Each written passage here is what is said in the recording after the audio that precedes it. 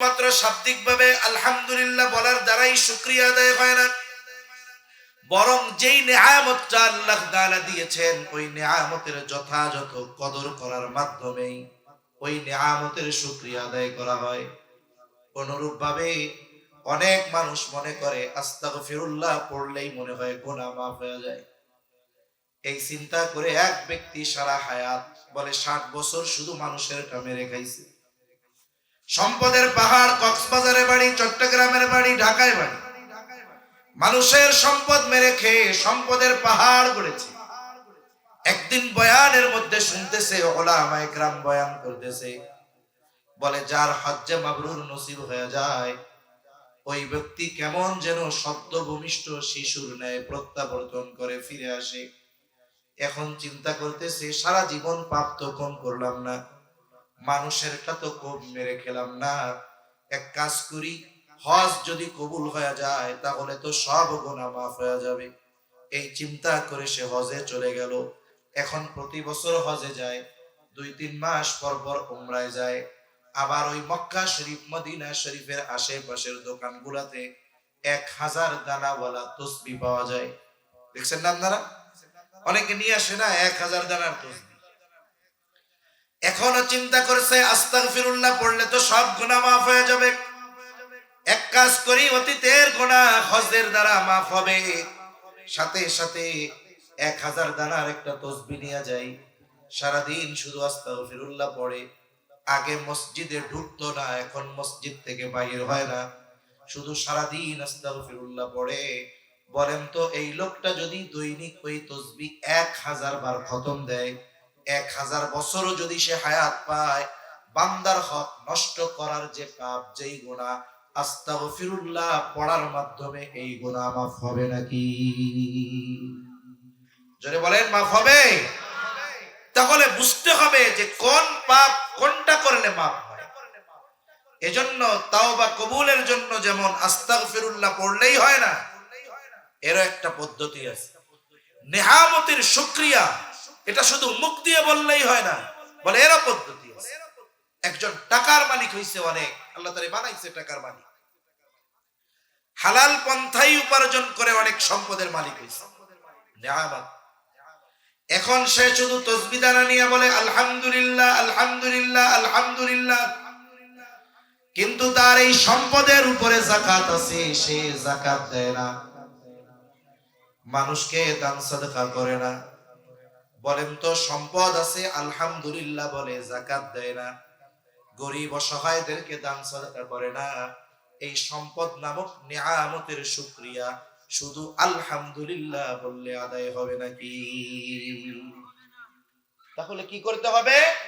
বলে এক ব্যক্তির আল্লাহ সম্পদ দিয়েছে, এই সম্পদ যদি সে যথাযথভাবে যাকাত দেয়, এই সম্পদ থেকে যদি মানুষদেরকে সহযোগিতা করে, বলে এই সম্পদের কারণে আলহামদুলিল্লাহ বলতে তার মনে নাই, কিন্তু যাকাত ঠিকমতো দিয়েছে, হারাম পন্থায় উপার্জন করে নাই, সাথে সাথে গরিব অসহায়দের সহযোগিতা করেছে, আলহামদুলিল্লাহ বলে নাই, বলেন তো সে কি এই নেয়ামতের কারণে নাশকরগুজার হবে? না। এজন্য নেয়ামত যেমন তার ব্যবহারটা তেমন হতে হবে। একজন সুস্থ মানুষ, দেহে কোনো রোগ নাই, পরিপূর্ণ সুস্থ, মানুষের কাছে যায় বলে আলহামদুলিল্লাহ আমার চেয়ে সুস্থ আর কেউ নাই, কিন্তু এই সুস্থ দেহ নিয়ে সে কখনো মসজিদে আসতে পারে না, ভালো কাজে তার দৈহিক শক্তিকে ব্যয় করতে পারে না। বলেন তো সে যত সুস্থতার নেয়ামতের শুকরিয়া আদায় করতে গিয়া আলহামদুলিল্লাহ আলহামদুলিল্লাহ তসবিহ দানা নিয়ে যতই জপুক না কেন, বলে তার এই সুস্থতার যেই শুকরিয়া এটা কখনোই আদায় করা হবে না। এজন্য মনে রাখতে হবে দৈহিক সুস্থতা, দৈহিক নেয়ামত, দৈহিক কিছু ইবাদতের মাধ্যমে এই শুকরিয়া আদায় হয়। আর্থিক নেয়ামত বলে এটা ব্যয়ের মাধ্যমে শুকরিয়া আদায় হয়। মূল কথা আমি যেটা আপনাদের বোঝাতে চাইলাম, যেই নেয়ামত ওই নেয়ামতের যথাযথ ব্যবহারের মাধ্যমেই মূলত ওই নেয়ামতের শুকরিয়া আদায় হয়। এই যে আমরা দ্বীনি মাহফিলের সুযোগ পাইছি, বলে এখানে আমরা আসবো, বসবো, শুনবো, এটা এই নেয়ামতের শুকরিয়া। আল্লাহ ইমানের মতো দৌলত দান করেছেন, বলে এই ইমান হেফাজতের জন্য যা করা দরকার আমরা করব। বলে এটা হলো ইমান নামক নেয়ামতের শুকরিয়া। বলে আল্লাহ আমারে সুস্থ রাখছেন, আমি আমার এই সুস্থতার দ্বারা আল্লাহর ইবাদত করব। বলে এটা সুস্থতার নেয়ামতের শুকরিয়া। বলে আল্লাহ আমাকে সম্পদ দিয়েছেন, আমার সম্পদ আমি ভালো কাজে ব্যয় করব, দ্বীনের কাজে ব্যয় করব। বলে এটা হলো সম্পদ নামক নেয়ামতের শুকরিয়া। ঠিক কিনা বলে? এজন্য প্রত্যেকটা নেয়ামতের স্পেসিফিক আলাদা আলাদা শুকরিয়ার পদ্ধতি আছে। আলহামদুলিল্লাহ বলার দ্বারা বাস্তবিক অর্থে আমি যদি ওই নেয়ামতের যথাযথ ব্যবহার না করে আলহামদুলিল্লাহ বলি, এর দ্বারা ওই নেয়ামতের পরিপূর্ণ শুকরিয়া আদায় হবে না। এজন্য সম্মানিত উপস্থিতি, এই শরীয়ত, এই দ্বীন আমাদের কাছে নেয়ামত। কি জোরে বলেন, জোরে বলেন, কি নেয়ামত? শরীয়ত বুঝেন তো কি? আল্লাহ তাআলার যত বিধি নিষেধ আছে এগুলো আমাদের উপরে কি বলেন? নেয়ামত। কথা কি বুঝেন? একটু জবাব দিতে হবে তো, নাকি কথা কঠিন হয়ে যাইতেছে? অনুপকারী কথা হচ্ছে নাকি আবার? তাহলে এই শরীয়ত আমাদের কাছে আল্লাহর পক্ষ থেকে কি? জোরে বলেন, নেয়ামত। নেয়ামত। আওয়াজটা কি ছাড়া যাবে? আওয়াজটা ভাষায় দেন, রিভার্ব দিয়ে আওয়াজটা ছেড়ে দেন, আওয়াজটা টন টন করবে, মাইকের মতো করেন, ঠিক আছে? সেভাবে করে। তাহলে শরীয়ত আমাদের কাছে আল্লাহর পক্ষ থেকে নেয়ামত। একটু ইট কমান, টন দেন, বেস কমান, ভোকাল কমান, ভলিউম দেন, আর কিছু লাগবে না। তাহলে এই শরীয়ত আল্লাহ তাআলার পক্ষ থেকে আমাদের কাছে নেয়ামত। ঠিক কিনা? আল্লাহ রাব্বুল আলামিন আমার আপনার নবীর পূর্বে কোন নবীর কাছে শরীয়ত পূর্ণতার ঘোষণা আল্লাহ তাআলা দেন নাই, কিন্তু আল্লাহ তাআলা আমাদেরকে পরিপূর্ণ এক জীবন ব্যবস্থা দান করেছেন, পরিপূর্ণ এক দ্বীন আল্লাহ তাআলা আমাদের দান করেছেন। আল্লাহ তাআলা কোরআনুল কারীমের মধ্যে বলেন, সূরাতুল মাইদার ৩ নম্বর আয়াতের একটি অংশ এটা। আল্লাহ তাআলা বলেন, আল ইয়াউমা আকমালতু লাকুম দীনাকুম ওয়া আতমামতু আলাইকুম নি'মাতি ওয়া রাদিতু লাকুমুল ইসলাম দীনা। আল্লাহ তাআলা বলেন, আজকের এই দিন আমি তোমাদের জন্য তোমাদের দ্বীনকে পরিপূর্ণ করে দিলাম। আল ইয়াউমা আকমালতু লাকুম দীনাকুম, তোমাদের জীবন ব্যবস্থাকে আমি আজকে পূর্ণাঙ্গ করে দিলাম। এরপর পর আল্লাহ তাআলা বলেন, ওয়া আতমামতু আলাইকুম নি'মাতি, আল্লাহ তাআলা বলেন আমি তোমাদের জন্য আমার নিয়ামত সমূহকে পূর্ণ করে দিলাম। এই আয়াতের ব্যাপারে তাফসীরে মাআরিফুল কোরআনের মধ্যে এসেছে, খলিফাতুল মুসলিমিন হযরত ওমর রাদিয়াল্লাহু তাআলা আনহুর কাছে একজন ইহুদি আসলো। ইহুদি হযরত আনহুর কাছে এসে বলে, ও খলিফাতুল মুসলিমিন, আপনাদের কোরআনে এমন একটা আয়াত আছে যেটা আল্লাহ তাআলা আপনাদের নবীর উপরে নাজিল করেছেন। বলে ওই আয়াত যদি তাওরাতে নাজিল হতো, মুসা আলাইহিস সালামের উপরে নাজিল হতো, বলে যেই দিন ওই আয়াত নাজিল হতো ওই দিনটাকে আমরা ঈদের দিন বানায় নিতাম। বলে ওই আয়াত যদি তাওরাতে নাজিল হইতো, যেই দিনটা হইতো ওই দিনটা আমরা আমাদের জন্য সবচাইতে আনন্দের দিন বানায় নিতাম, ঈদের দিন বানায় নিতাম। হযরত ওমর রাদিয়াল্লাহু তাআলা আনহু বলেন, কোন সে আয়াত যেটা তাওরাতে যদি নাজিল হতো, মুসা আলাইহিস সালামের উপরে যদি নাজিল হতো, ঈদের দিন বানায় নিতাম। এইবার বলে, আল ইয়াউমা আকমালতু লাকুম দীনাকুম ওয়া আতমামতু আলাইকুম নি'মাতি ওয়া রাদিতু লাকুমুল ইসলাম দীনা। বলে এই আয়াত যদি নাজিল হইতো তাইলে আমরা ওই দিনটার ঈদের দিন বানায় নিতাম। এবার হযরত ওমর রাদিয়াল্লাহু তাআলা আনহু বলেন, আল্লাহর কসম আমি জানি এই আয়াত কোন দিন কার উপরে কোন স্থানে নাজিল হয়েছে আমি জানি। বলে এই আয়াত নাজিল হয়েছে আরাফার ময়দানে জুমার দিন রাসূল আকরাম সাল্লাল্লাহু আলাইহি ওয়াসাল্লামের উপরে। এই আয়াতে আল্লাহ তাআলা কি ঘোষণা দিলেন? আল্লাহ তাআলা বলেন, আজকে আমি তোমাদের জন্য তোমাদের জীবন ব্যবস্থাকে পূর্ণাঙ্গ করে দিলাম। সাথে সাথে জীবন ব্যবস্থা পূর্ণাঙ্গের ঘোষণার সাথে সাথে আল্লাহ তাআলা বলেন ওয়া আতমামতু আলাইকুম নি'মাতি, আর তোমাদের জন্য আমার নিয়ামত সমূহকে পূর্ণ করে দিলাম। ওয়া রাদিতু লাকুমুল ইসলাম দীনা, এবং তোমাদের জন্য দিন হিসাবে, জীবন ব্যবস্থা হিসাবে ইসলামকেই আমি আল্লাহ মনোনীত করলাম। তাহলে আল্লাহ তাআলার কাছে মনোনীত জীবন ব্যবস্থার নাম ইসলাম।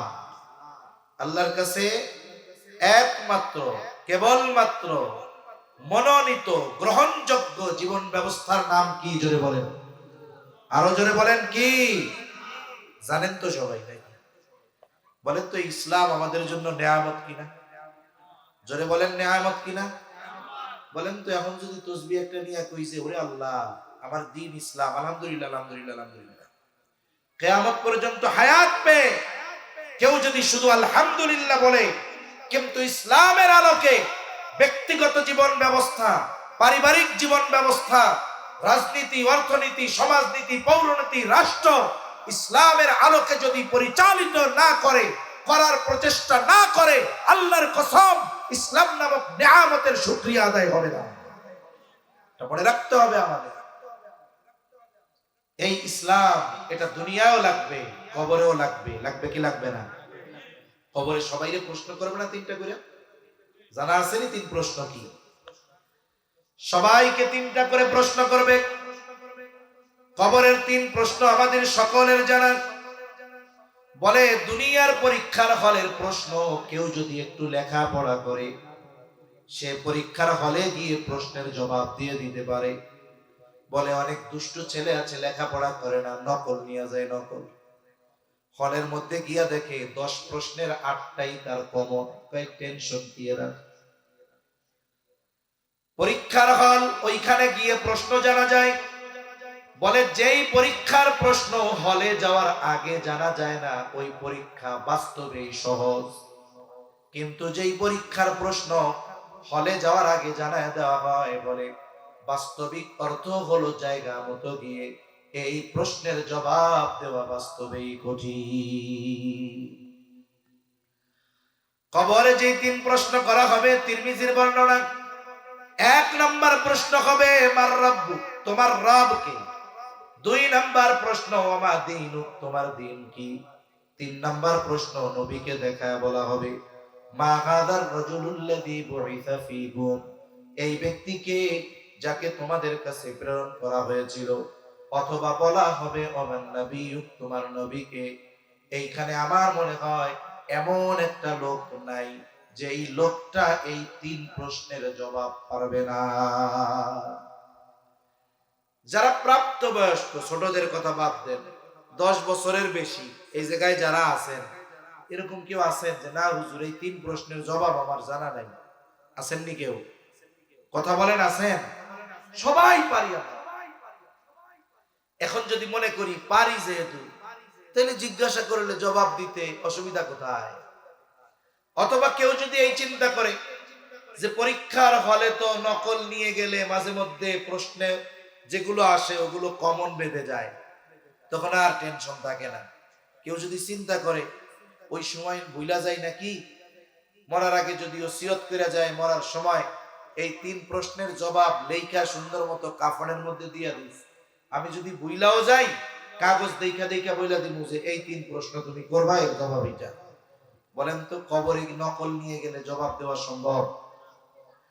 দুনিয়ার পরীক্ষার হলের প্রশ্নগুলোর জবাব নির্ভর করে লেখাপড়ার সাথে। বলে যে যত লেখাপড়া করবে পরীক্ষার হলে গিয়ে তার প্রশ্ন তত কমন পড়বে, পরীক্ষা তত ভালো হবে। আল্লাহর কসম, আল্লাহর কসম, কবরের প্রশ্নের জবাব লেখাপড়ার সাথে সম্পৃক্ত নয়। আল্লাহর কসম, এই দুনিয়ায় ওই 3 প্রশ্নের আলোকে যারা দুনিয়ার জিন্দেগি অতিবাহিত করবে, আমল করবে, বলে তারা যদি জীবনে এই 3 প্রশ্নের কথা নাও শোনে, কবরে গিয়ে জিজ্ঞাসা করার সাথে সাথে তারা জবাব দিয়ে দিবে। তাহলে দুনিয়ার প্রশ্নের সম্পৃক্ততা লেখাপড়ার সাথে।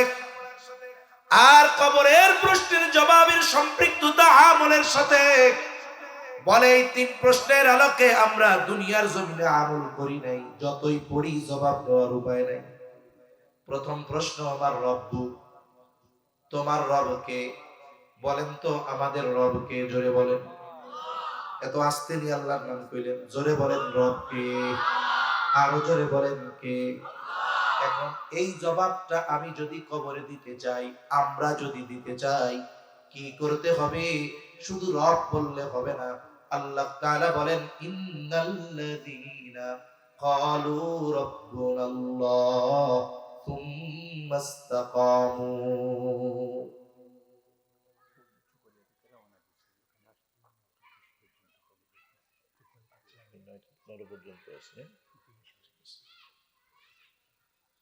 আল্লাহ রাব্বুল আলামিন কি বলেন? তিনি বলেন, ইন্নাল্লাযীনা ক্বালু রাব্বুনাল্লাহ, নিশ্চয়ই যারা বলে আমাদের রব আল্লাহ, শুধু এতটুকু বলার মধ্যেই সীমাবদ্ধ থাকে না। সুম্মা ইসতাকামু, একটা ব্যক্তি যদি বাস্তবেই বলে আমার রব আল্লাহ, এটা যদি বাস্তবেই সে বলে, আল্লাহ তাআলার যে হুকুম আহকাম আছে তার জন্য এই সমস্ত কিছু মেনে নেওয়া আবশ্যক হয়ে যায়। তার মানে আল্লাহ তাআলার বিধিনিষেধ তাকে মানতে হবে। এইখন বলল আমার রব আল্লাহ, এই কথার উপরে তার ইস্তেকামতের সাথে থাকতে হবে। তার মানে আল্লাহকে রব বলে স্বীকার করবার পর রবের যত আদেশ নিষেধ আছে সব যেই ব্যক্তি মেনে চলবে, একমাত্র ওই ব্যক্তি কিয়ামতের খবরের মধ্যে যখন প্রশ্ন করা হবে তোমার রবকে, বলে দুনিয়ায় যে রবের আদেশ নিষেধ মেনে চলেছে, একমাত্র ওই ব্যক্তি বলতে পারবে আমার রব আল্লাহ। আপনি রব আল্লাহ মানছেন, বলছেন, স্বীকার করছেন, কিন্তু রবের হুকুম আহকাম আমি আপনি মানি নাই, রবের আদেশ মানি নাই, রবের নিষেধগুলো মানি নাই, তাহলে যতই বলি না কেন রব আল্লাহ, যতই মুখস্থ করি না কেন, রবুবিয়তের স্বীকৃতি দেওয়ার পর ওই রবের আদেশ নিষেধ যদি বাস্তব জীবনে আমলে পরিণত না করা হয়, কবরে গিয়ে জবাব দেওয়া সম্ভব? জোরে বলেন সম্ভব? সম্ভব। এক মজলিসে সব কথা বিস্তারিত বলা যায় না। আমি চিন্তা করি একটা মানুষ কথা এখান থেকে শুনে গিয়ে কমপক্ষে নিজে চিন্তা করবে যে আসলে কি আমি আমার রবের সব হুকুম মানি, আসলেও কি আমি আমার রবের সব নিষেধ মেনে চলি। যদি জীবনের এই হিসাব এমন হয় যে হ্যাঁ সে তার রবের সব কথা মেনে চলে, সব নিষেধ মেনে চলে, তাহলে তো তার জন্য ভালোর উপরে ভালো। কিন্তু যদি কারো ব্যাপারে বিষয়টা এমন হয় যে এই চিন্তার পরে যে না, আমি তো আমার রবের নিষেধ ঠিক মতো মেনে চলি না, রবের আদেশগুলো বাস্তবায়ন করি না, করার প্রচেষ্টাও করি না, নিষেধগুলো থেকে বেঁচে থাকিও না, থাকার চেষ্টাও করি না, তাহলে আমি বলবো ভাই আপনার পা দুটো বাড়িয়ে দেন, আপনার পায়ে হাত দিয়ে বলি আপনি আপনার রবের আদেশ নিষেধের দিকে ফিরে আসেন। তা না হলে এই হায়াত যেদিন শেষ হবে, চোখ দুটো যেদিন বন্ধ হবে, এই প্রশ্নের জবাব আল্লাহর কসম আপনার জন্য দেওয়া সম্ভব হবে না। 2 নাম্বার প্রশ্ন, আমাদিনুক, তোমার দিন কি? বলেন তো আমাদের দিন কি? জোরে বলেন, আরো জোরে বলেন কি? দিনুন শব্দের অর্থ হলো জীবন ব্যবস্থা। তার মানে ইসলাম আমাকে এইটা জানিয়ে দিয়েছে আমার ব্যক্তিগত জীবন আমি কিভাবে পরিচালিত করব, পারিবারিক জীবন কিভাবে পরিচালিত করব, সামাজিক জীবন কিভাবে পরিচালিত করব, অর্থনৈতিক জীবন কিভাবে পরিচালিত করব, আমার রাজনীতি, পৌরনীতি, সমাজনীতি কিভাবে পরিচালিত করব। শুধু তাই না, আমি আমার রাষ্ট্র কিভাবে পরিচালিত করব, কোন অপরাধে কি শাস্তি হবে, কোন কাজে কি সিদ্ধান্ত হবে। বলেন তো জীবনের প্রতিটা ক্ষেত্রের সমাধান ইসলামের মধ্যে আছে না নাই? তাহলে যারা বলে ইসলামের রাজনীতি নাই, একজন ইসলামের রাজনীতি আছে কিন্তু করে না, কিন্তু স্বীকার করে, সে গুনাহগার হলেও বেঈমান হবে না। কিন্তু কেউ যদি বলে ইসলামে রাষ্ট্র ব্যবস্থা পরিচালনার কোনো সিস্টেম নাই, কোনো তথ্য নাই, তাহলে আমি বলি তুমি 5 ওয়াক্ত নামাজ পড়ার পরেও বেঈমান, কোনো সন্দেহ নাই। ঠিক কিনা বলো? এজন্য মনে রাখতে হবে, আমাদের দেশে অনেক নামাজি আমরা দেখছি অন্তরে সেকুলারিজম এত মোহাব্বত করে, তারা নামাজ পড়ে ঠিক, কিন্তু রাষ্ট্র ব্যবস্থা কোরআন সুন্নাহর আলোকে পরিচালিত হোক এটা তারা চায় না, খেলাফত ব্যবস্থা প্রতিষ্ঠিত হোক এটা তারা চায় না। আমাকে বলেন তো, এই ধরনের নামাজির নামাজ এটা তাকে কবরের আযাব জাহান্নাম থেকে বাঁচাতে পারবে? এজন্য মনে রাখবেন, কমপক্ষে যেই বিষয়গুলোর ব্যাপারে আল্লাহ এবং রাসূলের পক্ষ থেকে সুস্পষ্ট বিধান আছে, আমি আপনি যদি মানতে নাও পারি, কিন্তু ওই বিধান ওইটাকে অস্বীকার করার কোনো সুযোগ নাই। এজন্য একটা ব্যক্তি যদি নামাজ না পড়ে সে গুনাহগার হয়, রোজা না রাখলে গুনাহগার হয়, আল্লাহ যদি চায় তার হক মাফ করে দিতে পারে। কিন্তু কেউ যদি নামাজ রোজার ফরজিয়তকে অস্বীকার করে, কেউ যদি নামাজ রোজা নিয়ে তুচ্ছ-তাচ্ছিল্য করে, নিঃসন্দেহে তার ঈমান চলে যায়। এজন্য মনে রাখতে হবে, জীবনের প্রত্যেকটা ক্ষেত্রের সমাধান ইসলামের মধ্যে আছে। সেটা রাজনৈতিক হোক, সেটা পারিবারিক হোক, সেটা সামাজিক হোক, সেটা অর্থনৈতিক হোক, প্রত্যেকটা ক্ষেত্রের সমাধান আছে না নাই? এখন যদি কেউ বলে নাই, তাহলে সে কেমন যেন বলে ইসলাম অপূর্ণাঙ্গ। সে কি বলে? ইসলাম অপূর্ণাঙ্গ। কথা কি বুঝেন? জবাব দেন না কেন? নাকি কথা ভালো লাগতেছে না? অপ্রয়োজনীয় কথা হচ্ছে? তাহলে জবাব দেন। যে ব্যক্তি বলে ইসলামে রাষ্ট্র পরিচালনার পদ্ধতি নাই, তাহলে সেই ব্যক্তি কেমন যেন বলে ইসলাম অপূর্ণাঙ্গ জীবন ব্যবস্থা। এরকম হইল না কথাটা? কিন্তু আমার আল্লাহ কি বলেছেন? আল-ইয়াওমা আকমালতু লাকুম দীনাকুম ওয়া আতমামতু আলাইকুম নি'মাতি ওয়া রাদিতু লাকুমুল ইসলাম দীনা। আল্লাহ তাআলা বলেন, আমি তোমাদের জন্য তোমাদের জীবন ব্যবস্থা, তোমাদের দ্বীনকে পরিপূর্ণ করে দিলাম। আর আমি বলতেছি ইসলামের মধ্যে এইটা নাই, সেইটা নাই, ওইটা নাই। আমি বলি যে এই কথা বলে তার ঈমানটাও নাই। ইসলাম পরিপূর্ণ এক জীবন ব্যবস্থা। যেই ব্যক্তি ইসলামের আলোকে নিজের জীবনকে সুসজ্জিত করবে, কমপক্ষে যতটুকু আমার দ্বারা সম্ভব ততটুকু বাস্তবে পরিণত করতে হবে। যতটুকু আমার দ্বারা বাস্তবে পরিণত করা সম্ভব নয়, তবে ওইটার ব্যাপারে প্রচেষ্টা করতে হবে, তাহলে আখিরাতে বাঁচা যাইতে পারে। মনে করেন, ব্যক্তিগত জীবনে ইসলাম প্রতিষ্ঠার ক্ষেত্রে আমাকে কেউ বাধা দেওয়ার আছে?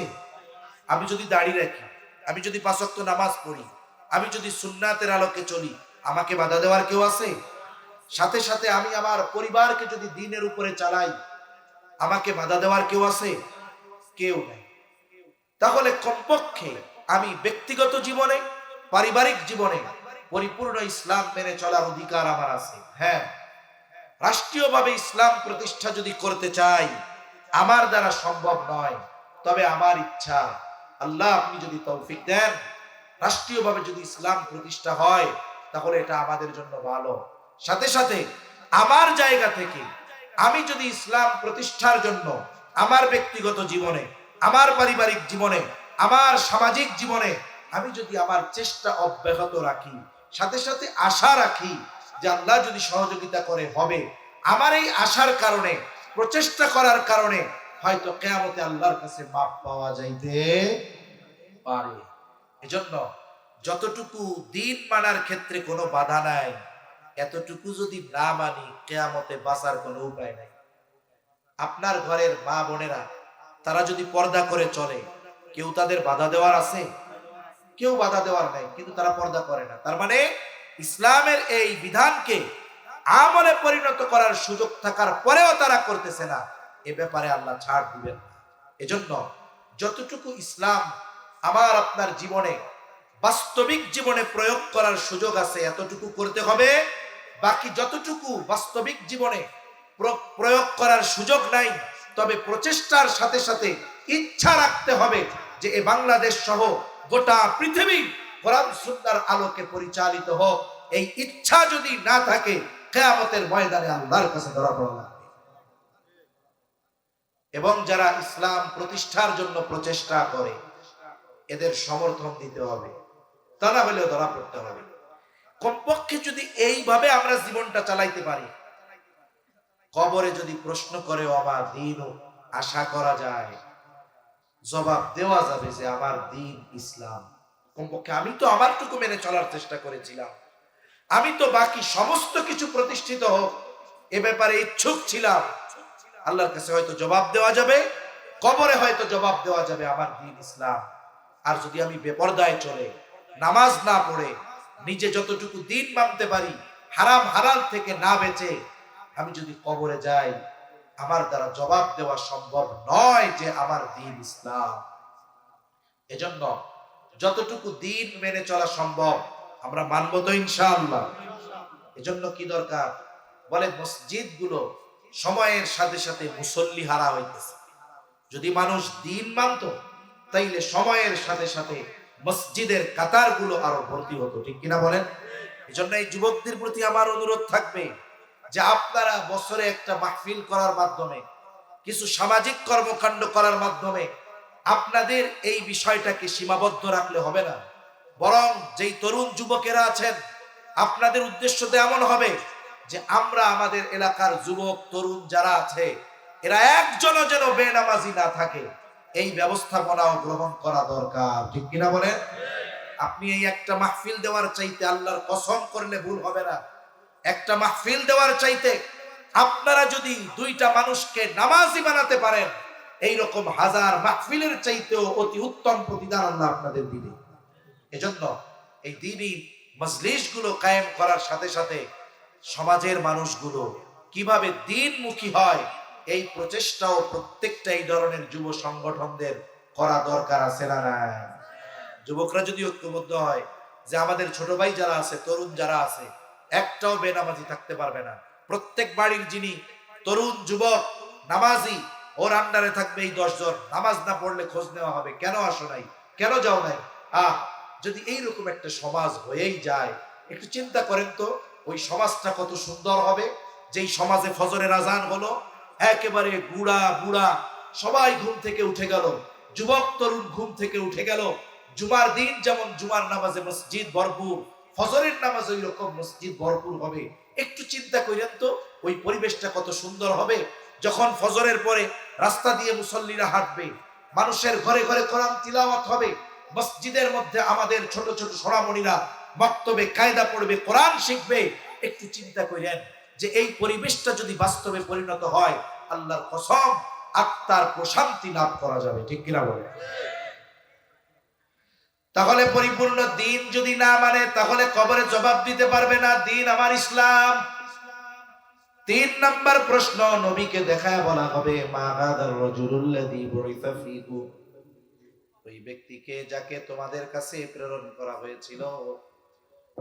অথবা জিজ্ঞাসা করা হবে, ওমান নাবিয়ুকা, তোমার নবীকে। এইবার ওই ব্যক্তি যদি দুনিয়ার জীবন নবীর সুন্নাতের আলোকে অতিবাহিত করে, তাহলেই কেবলমাত্র জবাব দিতে পারবে যে আমার নবী মুহাম্মাদুর রাসূলুল্লাহ। এছাড়া নবীর আদর্শ অনুসরণ অনুকরণ ছাড়া, নবীর সুন্নাত মেনে চলা ছাড়া কবরের মধ্যে এই 3 প্রশ্নের জবাব দেওয়া সম্ভব নয়। আসুন, আমি যেখান থেকে গিয়েছিলাম এত কথা, যে আল্লাহ তাআলা আমাদেরকে এমন এক জীবন ব্যবস্থা দান করেছেন যেই জীবন ব্যবস্থা পূর্ণাঙ্গ। ইহুদিরা কি বলছে, যদি এই ঘোষণা আমাদের ব্যাপারে দেওয়া হতো, যেই দিন আল্লাহ দিতেন ওই দিনটাকে আমরা ঈদের দিন বানায় ফেলতাম।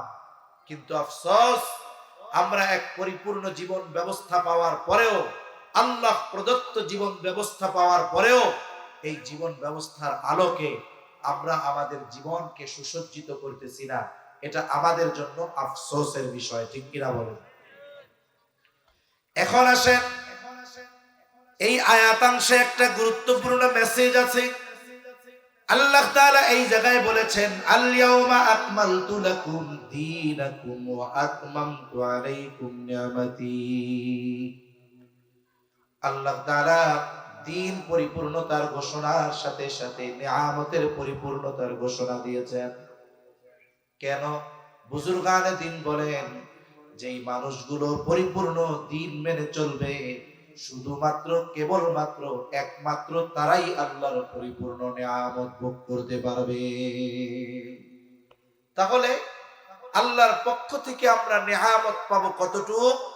বলে আমরা দিন মেনে চলবো যতটুকু। আমি যতটুকু ইসলামের মধ্যে ইনক্লুড হব, ইসলামের মধ্যে অন্তর্ভুক্তি আমার যত বেশি হবে, আল্লাহর পক্ষ থেকে তত বেশি নিয়ামত আমার দিকে আসতে থাকবে। আমি যদি ব্যক্তিগত জীবনে পরিপূর্ণভাবে ইসলামের মধ্যে ইনক্লুড হয়ে যাই, তাহলে আল্লাহ আমাকে ব্যক্তিগতভাবে নিয়ামত দিবেন। আমরা যদি পারিবারিকভাবে পরিবারের সবাই পরিপূর্ণ দিন মেনে চলি, তাহলে পরিবারের সবাইকে আল্লাহ তাআলা ওই পরিমাণ নিয়ামত দিবেন। যদি এমনটা হয় গোটা রাষ্ট্রের সব মানুষ পরিপূর্ণ দিন মেনে চলে, আল্লাহর কসম আল্লাহ তাআলা ওই রাষ্ট্রের সবাইকে পরিপূর্ণ নিয়ামত প্রদান করবে। এখন যদি আমি উপমা দিতে চাই, এই পৃথিবীতে যেই মানুষগুলো দিন বেশি মানে, বলে ওরা আল্লাহর পক্ষ থেকে তত বেশি নিয়ামত প্রাপ্ত হয়। এই পৃথিবীর একটি দেশ, সেই দেশের নাম হলো আফগানিস্তান। আপনাদের সকলের কম বেশি জানা আছে, আমেরিকা সহ প্রায় 45টা দেশ একযোগে দীর্ঘ প্রায় 2 যুগের কাছাকাছি সময় আফগানিস্তানের উপরে হামলা চালিয়েছে। এমন কোন স্থাপনা নাই যেগুলোকে ভেঙে গুঁড়া করে দেয় নাই। একটা সময় 22 বছর পরে দেখলো একেবারে খাতা শূন্য, ফলাফলের খাতা শূন্য। 22 বছর লড়াই করে ওই নিরস্ত্র খালি পাওয়ালা লোকগুলোর বিরুদ্ধে কুলায়া উঠতে পারে নাই। অবশেষে বাধ্য হয়ে তাদের সাথে সন্ধি চুক্তি করতে তারা বাধ্য হয়েছে। চুক্তি হলো তাদের সাথে, ছাত্র ভাইদের সাথে চুক্তি হলো। কি চুক্তি? তারা ফিরে যাবে, সাথে সাথে ওই যে 22 বছর আগে যারা ক্ষমতায় ছিল তাদের হাতে আবার রাষ্ট্র পরিচালনার দায়িত্ব অর্পণ করবে। আমেরিকা শর্তে রাজি হয়ে একটা যুদ্ধ বিধ্বস্ত দেশ তাদের হাতে তুলে দিয়ে চলে গেল, রাতের আধারে পালায়া চলে গেল। শুধু তাই না, বলে ওই দেশের যেই রিজার্ভ, যেই সম্পদ সবগুলো তারা নিয়ে চলে গেল। তার মানে একদল মোল্লার হাতে রাষ্ট্র পরিচালনার দায়িত্ব দিয়ে গেল ঠিক, কিন্তু এই রাষ্ট্র গঠনের জন্য তাদের হাতে কোনো পয়সা নাই। রিক্ত হস্তে একটা যুদ্ধ বিধ্বস্ত দেশ তাদের হাতে দিয়ে আমেরিকা তার সৈন্য-টন্য নিয়ে রাতারাতি পালাইছে। আমেরিকা চিন্তা করছে যে এদের তো কিছু নাই, না টাকা আছে, না প্রযুক্তি আছে, না সম্পদ আছে। এমনি কিছুদিন পরে এই দেশের লোক বলবে আমরা আগেই ভালো ছিলাম। কি বলবে?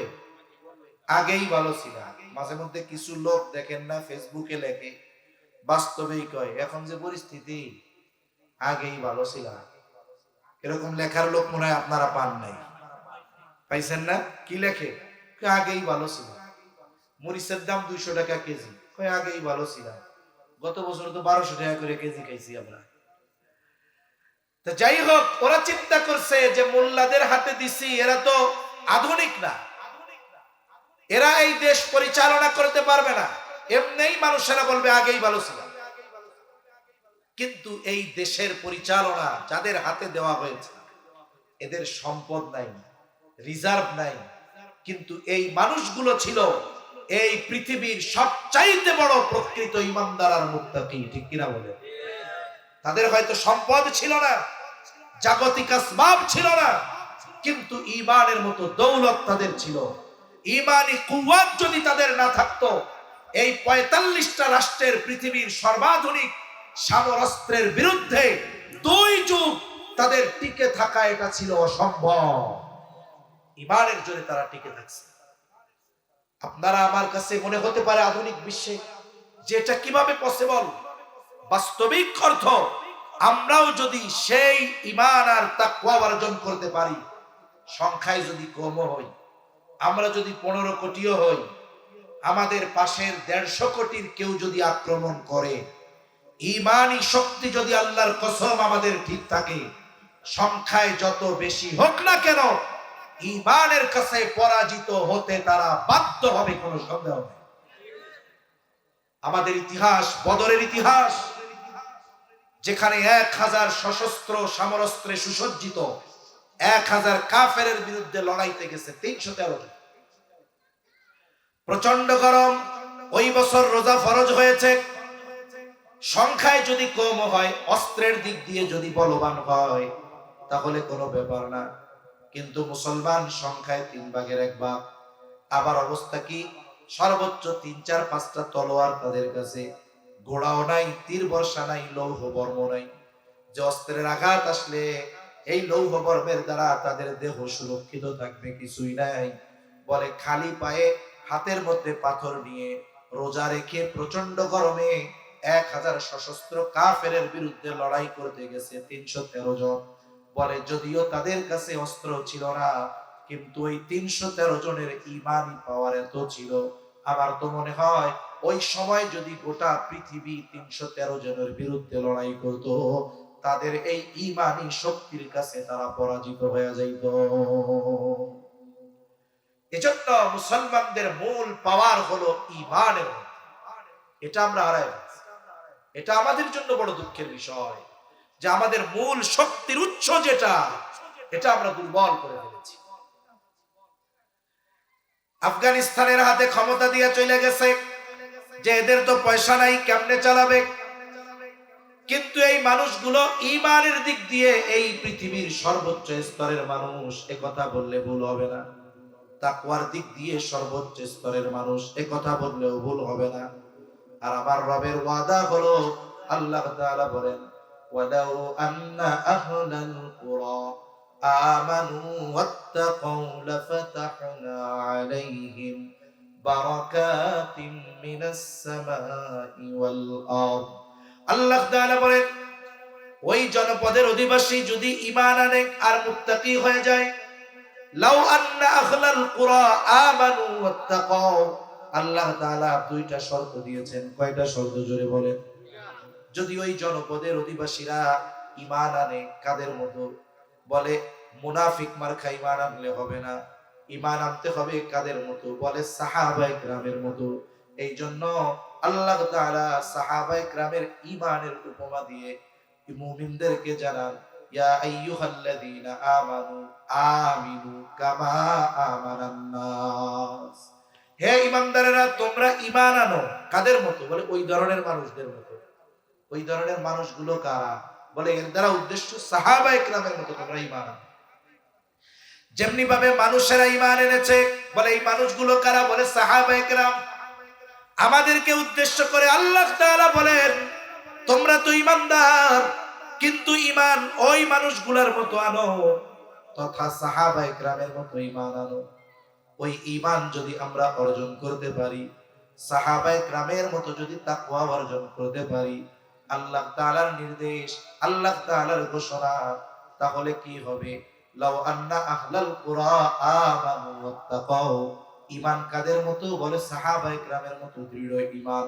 তাকওয়া কাদের মতো? বলে তাদের মতো তাকওয়া। ঈমান আর তাকওয়ার দিক দিয়ে যদি আমরা সর্বোচ্চ স্থানে অবস্থান করতে পারি, আল্লাহ তাআলা বলেন, লাফাতাহনা আলাইহিম বারাকাতিম মিনাস সামাই ওয়াল আরদ। তাহলে অবশ্যই আমি তাদের জন্য আসমান এবং জমিনের বরকতের দরজা সমূহ খুলে দিব। বলেন, ছাত্র ভাইদের হাতে যখন আমেরিকা ক্ষমতা দিয়ে গেছে, তাদের কাছে টাকা ছিল, রিজার্ভ ছিল, কিছুই ছিল না। কিন্তু বলেন তো, এই পৃথিবীর মধ্যে সবচাইতে বেশি ঈমান আর তাকওয়া তাদের ছিল, ঠিক কিনা? এজন্য কি হয়েছে? বাস্তবেই আল্লাহ তাআলা তাদের জন্য আসমান আর জমিনের বরকতের দরজা সমূহ খুলে দিয়েছে। এর প্রমাণ কি? বলে 3 বছর চলতেছে, আমেরিকা তাদের হাতে রাষ্ট্র পরিচালনার দায়িত্ব ছেড়ে দিয়ে পালিয়েছে। তাদের হাতে রাষ্ট্র পরিচালনার দায়িত্ব ছেড়ে দিয়ে আমেরিকা পালিয়েছে। কি করেছে বলেন? চলে গেছে না, কি করছে বলেন?